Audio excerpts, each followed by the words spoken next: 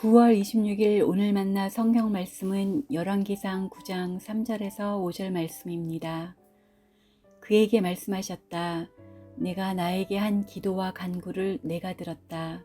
그러므로 나는 내가 내 이름을 영원토록 기리려고 지은 이 성전을 거룩하게 구별하였다. 따라서 내 눈길과 마음이 항상 이곳에 있을 것이다.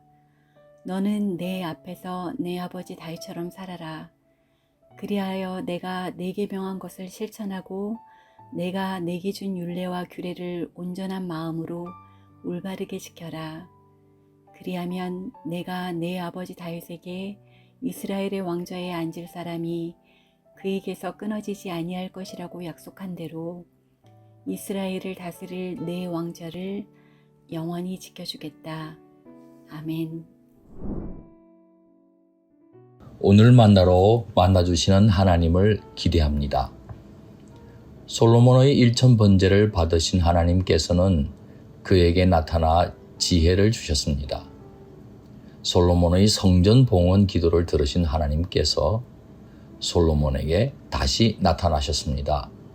당신의 이름을 성전에 영원히 두고 당신의 눈길과 마음까지 성전에 머물게 하겠다고 하셨습니다.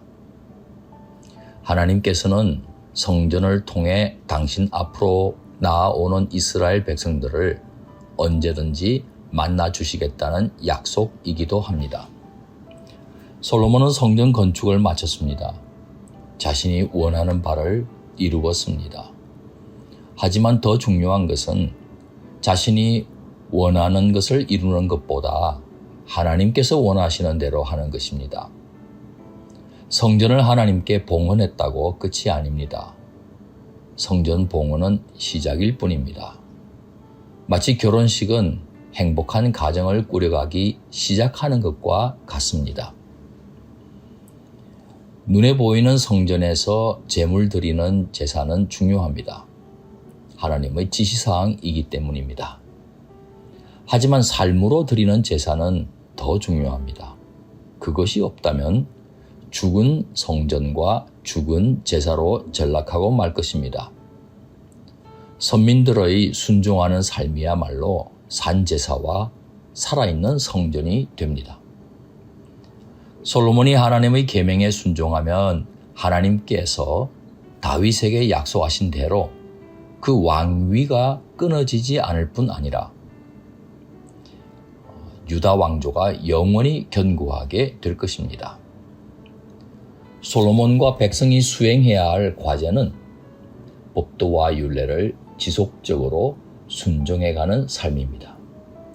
성전 예배자요 제사장 나라로 부름받은 이스라엘의 정체성은 이처럼 하나님을 향한 순종으로 유지되는 것입니다.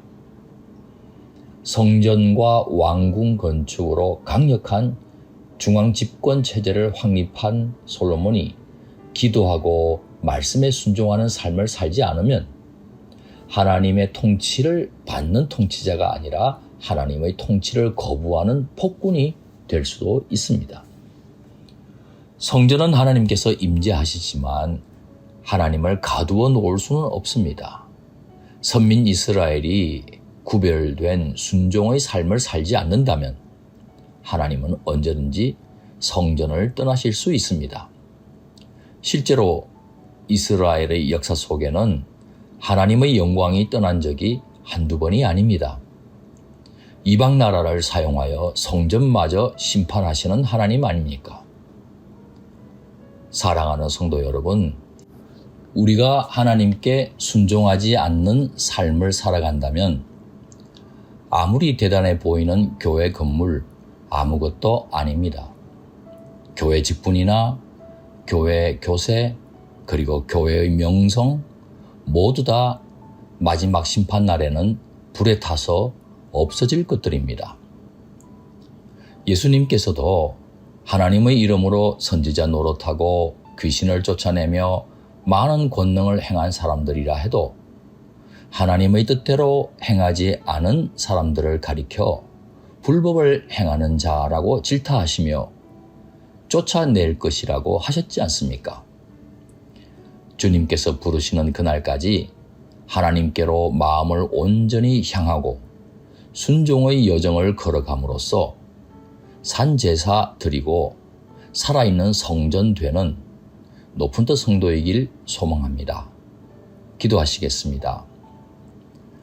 순종이 제사보다 낫다고 하시며 직분 맡은 자도 순종을 통해 충성하기 원하시는 우리 하나님, 이 땅에 오신 예수님도 십자가에서 죽기까지 순종하셨음을 기억하며 그 무엇보다 하나님의 뜻에 순종하는 높은 뜻 성도 되게 하옵소서.